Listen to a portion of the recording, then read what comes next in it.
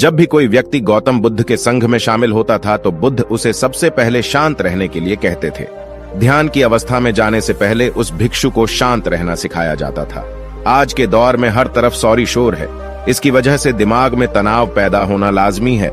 ऐसे में अगर आप हर रोज कुछ देर मौन रहने का अभ्यास करते हैं तो इससे आपके तनाव पैदा होने वाले हार्मोन के लेवल में कमी आती है। इससे आपका दिमाग शांत होता है, गुस्सा नियंत्रित रहता है और तनाव बढ़ाने वाले हार्मोन्स का लेवल घटता है। आज के इस वीडियो में हम जानेंगे कि किन मौकों पर हमें शांत रहना है और किन मौकों पर हमें बोलना है और शांत रहने से हमारे अंदर क्या बदलाव आ सकता है। दोस्तों, संध्या काल का समय था। गुरु अपने सभी शिष्यों को बुलाते हैं और कहते हैं, कल सुबह सब लोग नदी में स्नान करने के बाद तुरंत हमारी कुटिया के सामने उपस्थित हो जाना।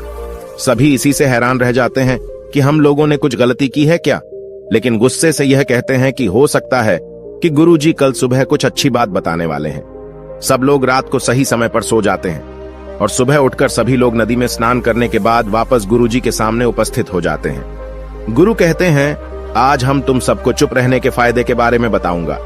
गुरु कहते हैं, 10 मौके जहां पर चुप रहने से होता है लाभ और बोलने से नुकसान। गुरु कहते हैं, अगर आप इन 10 मौकों पर शांत हो गए यानी मौन हो गए तो आप जो चाहेंगे वही मिल जाएगा। आपकी जिंदगी में चमत्कारिक बदलाव शुरू हो जाएंगे। जरूरत से ज्यादा बोलना या चुप रहना दोनों ही अच्छी बात नहीं है। जैसे जरूरत से ज्यादा बारिश हो जाना या फिर धूप दोनों ही दिक्कत देती है, उसी तरह अनावश्यक बोलने से भी काफी नुकसान होता है। गुरु कहते हैं कि पहला ऐसा मौका जहां पर व्यक्ति को चुप रहना चाहिए, बिना तथ्य के ना बोले। गुरु ने कहा, अगर आपके पास कोई तथ्य नहीं है तो वहां चुप रहने में ही भलाई है। चुप बैठने से दिमाग में नई कोशिकाओं का निर्माण होता है और इससे ज्ञान की वृद्धि होती है। बोलने में भलाई वही है जहां आपको किसी चीज के बारे में पूरा ज्ञान हो। अगर आप बिना तथ्य के कहीं बोलते हैं या फिर बेवजह बोलते हैं तो आपका वहां मजाक भी बन सकता है। अगर आपके पास पर्याप्त जानकारी नहीं है, ऐसी जगह पर बोलने से आपका मजाक तो बनी रहेगी, साथ ही साथ लोगों का भरोसा भी आपसे उठने लगेगा। इसलिए ऐसी जगह पर शांत रहो जहां तुम्हें पता ना हो कि क्या बोलना है क्या नहीं। कई बार कुछ लोग ऐसे होते हैं जो हर जगह अपनी उपस्थिति बताने लगते हैं। उन्हें पता नहीं होता है कि हमें क्या बोलना है, लेकिन फिर भी बोलते जाते हैं और फिर बाद में दूसरे लोग उनके जाने के बाद उनका मजाक उड़ाते हैं। जब तक आपको उस तथ्य के बारे में अच्छा ज्ञान नहीं है, उसके बारे में पता नहीं है, तो वहां चुप रहना ही ज्यादा समझदारी है। गुरु ने कहा, दूसरा ऐसा मौका जहां पर व्यक्ति को चुप रहना चाहिए। शब्दों से न पहुंचे ठेस। अगर आपके शब्द किसी को मानसिक ठेस पहुंचा रहे हैं तो वहां चुप हो जाना चाहिए। कमजोर व्यक्ति के बारे में कुछ भी बोलकर आप महान नहीं बन सकते हैं। महान आप किसी कमजोर का साथ देने में बनेंगे। कई बार होता है कुछ लोग अपने से छोटे व्यक्ति को भला बुरा कहते रहते हैं। सामने वाला इंसान तो कद से आपसे छोटा है, वह आपको कुछ नहीं बोलेगा, लेकिन आप उसकी नजरों में गिरते चले जाएंगे। हो सकता है कि कल वह भी आपसे पद में बड़ा हो जाए। पद में आपसे जब वह बड़ा हो जाएगा तो आज जो रवैया आपका उसके साथ है, आने वाले समय में वह भी आपके साथ वही करेगा। आप किसी को नीचा दिखाकर बड़ा नहीं बन सकते हैं। बड़ा बनना है तो अपने से छोटे लोगों का इज्जत भी करना सीखें और साथ ही साथ बड़े लोगों का भी सम्मान करना चाहिए। लोगों को लगता है कि अगर वह अकड़कर बोलेंगे और सामने वाले को नीचा गिराने की कोशिश करेंगे तो वह बड़े बन जाएंगे, तो यह उन सब की भूल है। बड़े होने की बजाय आप उनकी नजरों में गिरते चले जाएंगे। गुरु ने आगे कहा, इसलिए शिष्यों, तुम सब जब भी बोलना आदर भाव से बोलना, ताकि तुम्हारी बात लोगों को अच्छी लगे। बोलने में भाई बहन, माता पिता, मित्र इत्यादि संबोधन शब्दों का इस्तेमाल जरूर करना। इससे तुम्हारी मान प्रतिष्ठा तो बढ़ेगी ही, साथ ही साथ लोगों की नजरों में तुम समझदार व्यक्ति बनते जाओगे। गुरु ने आगे कहा, तीसरा मौका जहां पर व्यक्ति को चुप रहने में ही भलाई है।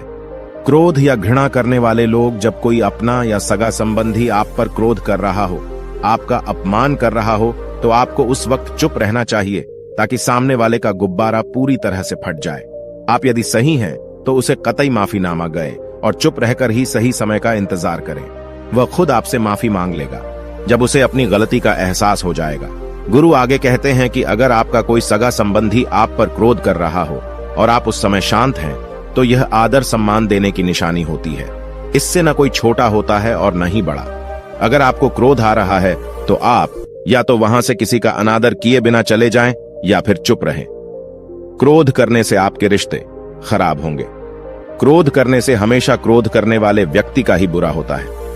गुरु आगे कहते हैं कि एक बार की बात है, एक सांप जंगल से भागते हुए किसी राजा के घर में पहुंच गया। लोगों ने छेड़खानी की तो वह बहुत ही गुस्सा हो गया, जिससे घर में जो तलवार पड़ी हुई थी उसी को लपेटकर कसने लगा और धीरे धीरे उसका पूरा शरीर कट गया। यह गुस्सा उसे खा गया। ठीक उसी प्रकार हमारा गुस्सा भी हमारे शरीर को तलवार की भांति काटता रहता है। गुस्सा ध्यान से खत्म होता है प्रतिदिन। अगर आप ध्यान की मुद्रा में बैठे हैं तो आपका गुस्सा आपके नियंत्रण में रहेगा। गुरु आगे कहते हैं कि यह तरीका है कि आप प्रतिदिन ध्यान का अभ्यास करें। इससे आपके शरीर में जो हार्मोन्स गुस्से को बढ़ावा देते हैं वह सब तुम्हारे नियंत्रण में रहेंगे, जिससे शरीर गुस्से पर आसानी तुम्हारा से काबू पा लेगा। लेकिन एक तरीका यह भी है कि जब भी आपको गुस्सा आए तो आप यह समझने का प्रयास करो कि क्या मेरा गुस्सा जायज है या नहीं। हमें वहां पर बोलना चाहिए कि नहीं। जब आप खुद इस बात का आकलन लगा पाएंगे तो आपको खुद पता चल जाएगा कि हमें गुस्सा करना चाहिए या नहीं। फिर भी आपको गुस्सा आ रहा है तो आप वहां से हटने का प्रयास करें, वहां से दूर चले जाएं। धीरे धीरे समय के साथ आपका दिमाग शांत हो जाएगा। गुरु ने कहा, चौथा ऐसा मौका जहां पर इंसान को बहुत ही समझदारी के साथ काम लेना चाहिए, वहां पर आपको चुप रहना ही चाहिए, जहां पर उस मुद्दे से आपका कोई संबंध ना हो। अगर आपका किसी मुद्दे से कोई संबंध ना हो तो वहां आपका चुप रहना बनता है। बिना किसी वजह अगर आप दूसरे के मुद्दे पर बोलेंगे तो यह आपके लिए अनिष्टकारी होगा। इसमें केवल और केवल आपका ही नुकसान है। जल्द ही आप किसी दो लोगों के बीच हो रहे विवाद में जल्दी अपनी टांग न डालें। अगर सामने वाला आपको बुला रहा है अपना झगड़ा शांत करवाने के लिए तो ही आप वहां पर जाएं। किसी की व्यक्तिगत जिंदगी में दखल अंदाजी नहीं देनी चाहिए जब तक कि वह व्यक्ति आपको नहीं बुलाता है। अपने झगड़े को शांत करवाने के लिए कुछ लोग फालतू में दूसरे के विवाद में कूद पड़ते हैं। इससे उनके मान सम्मान मर्यादा पर लोग उंगली उठाने लगते हैं। गुरु कहते हैं कि 10 मौकों में 5वां ऐसा मौका जहां पर व्यक्ति को बहुत ही समझदारी के साथ चुप रहना चाहिए। आपके शब्दों से किसी मित्र को हानि न पहुंचे। अगर आपके शब्द सामने वाले के परिवार या मित्रों की प्रतिष्ठा के बारे में बुरी झलक दिखा रहे हैं तो आपको चुप रहना चाहिए। किसी के परिवार या फिर मित्र के बारे में बुरा बोलने से केवल आप ही बुरे बनेंगे। जो चीज आसानी से खत्म की जा सकती है उसे अपने शब्दों से बड़ा न करें। बिना चिल्लाए बात करने का प्रयास करते रहना चाहिए। अगर आप बिना चिल्लाए कोई बात नहीं कह सकते तो आपका चुप रहने में ही भलाई है। किसी पर चिल्लाने से आपके व्यवहार के बारे में पता चलता है। ज्यादा बोलने से चीजें हमेशा खराब ही होती हैं। कई बार कुछ रिश्ते ज्यादा तेज बोलने की वजह से टूट जाते हैं। इसलिए अपनी आवाज में मीठापन लाएं। आपके शब्दों से आपके दोस्त को हानि नहीं पहुंचनी चाहिए। कभी कभी दोस्तों के जब हम मजाक हैं तो रहे कि आपके शब्दों से किसी का अनादर ना हो। मजाक को भी हमेशा शब्दों के मायने में ही रखें। जहां किसी को शब्दों से चोट लगे वहां चुप हो जाएं। ज्यादा बोलने से हमेशा नुकसान ही होता है। किसी और की प्रतिष्ठा को अपने शब्दों के माध्यम से उसे हानि नहीं पहुंचानी चाहिए। यदि आपके शब्दों से किसी और की प्रतिष्ठा को ठेस पहुंच रही है तो वहां आपको चुप हो जाना चाहिए। जब कोई व्यक्ति आपके सामने नहीं है तो आप उस व्यक्ति के बारे में बुरे शब्द किसी तीसरे व्यक्ति के सामने न बोलें। गुरु कहते हैं, छठा मौका जहां पर व्यक्ति को चुप रहना चाहिए, जब कोई कर रहा हो किसी की बुराई। जब कोई आदमी आपके सामने किसी तीसरे आदमी की बुराई कर रहा हो तब तुम्हें चुप रहकर बस सुनना चाहिए। अपनी राय व्यक्त नहीं करना चाहिए, क्योंकि जो आज आपके सामने किसी तीसरे की बुराई कर रहा है वह कल किसी और के सामने आपकी बुराई भी कर सकता है।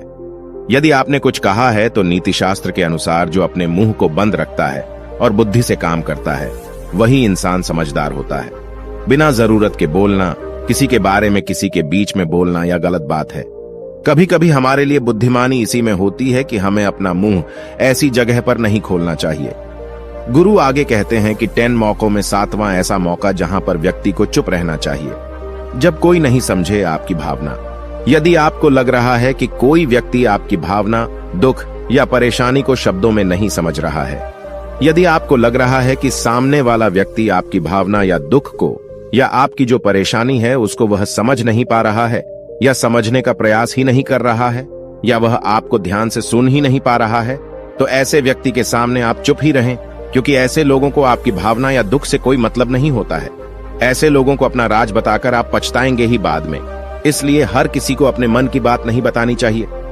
अगर आपको लग रहा है कि सामने वाला आपकी बात को नहीं समझ पा रहा है, आपकी भावनाओं को नहीं समझ पा रहा है, तो वहां पर आपको नहीं बोलना चाहिए, क्योंकि आज में आपका मजाक ही बन जाएगा जब आपको लगने लगे कि सामने वाला आपकी भावनाओं को ठीक तरीके से समझ रहा है, आप जो कह रहे हैं वह ठीक से सुन रहा है, तभी आप उसे अपनी बात कहें।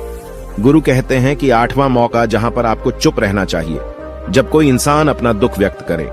यदि कोई इंसान अपने दुख या परेशानी को आपको बता रहा है, तो इसका मतलब यह है कि वह आपको अपना समझ रहा है। ऐसे में तुरंत ही उसे समाधान बताने के बजाय चुप रहकर उसके दुख या समस्या को सुने। उसके दुख या समस्या को किसी और को न बताएं। वह इसलिए नहीं बता रहा है कि उसकी समस्याओं का समाधान कर देंगे, बल्कि वह इसलिए भी बता रहा है कि सामने वाला उसकी बात को समझ रहा है। कई बार बताने से दुख कम हो जाते हैं। आपको अपना दुख इसलिए बता रहा होगा कि उसे लग रहा है कि आप उसकी बात को समझ रहे हैं। दुख बांटने से कम हो जाता है। इसलिए जब कोई व्यक्ति अपना दुख आपसे व्यक्त करे, तो आप चुप मारकर उसकी बात को बहुत ही ध्यान से सुने, ताकि उसके दुख कम हो जाएं। उसके मन का बोझ हल्का हो जाए, क्योंकि उसके मन में जो भी बातें थीं वह आपको सब बता दिया। गुरु आगे कहते हैं कि 10 जगहों में 9 ही ऐसी जगह जहां पर आपको चुप रहना चाहिए। जहां पर दुष्ट प्रकृति के लोग रह रहे हों और गाली गलौज कर रहे हों, तो आप वहां पर मत जाइए। ऐसी जगहों से आप चुपचाप निकल जाएं, अर्थात अपनी प्रतिक्रिया दिए बिना आप वहां से चले जाएं, क्योंकि जिसकी जुबान खराब होती है, जो दुष्ट प्रकृति के लोग होते हैं, उनको आप ऐसे समय में नहीं समझा सकते हैं। जब उनका दिमाग पूरी तरह से शांत हो जाए, तभी वह आपकी बात सुनेंगे। इसलिए जहां पर दुष्ट प्रकृति के लोगों आपकी बात को न मानते हों और न ही सुनते हों, तो आपको वहां पर नहीं बोलना चाहिए। गुरु कहते हैं कि 10 माह ऐसा मौका जहां पर आपको शांत हो जाना चाहिए। अपनी सफलता का राज हर किसी को न बताएं। कई बार होता है कि कुछ लोग जो सफलता को बहुत ही जल्दी अर्जित कर लेते हैं, वे हर जगह अपनी सफलता का ढिंढोरा पीटने लगते हैं। ऐसे में क्या होता है कि कई लोग आपकी सफलता से खुश नहीं होते हैं।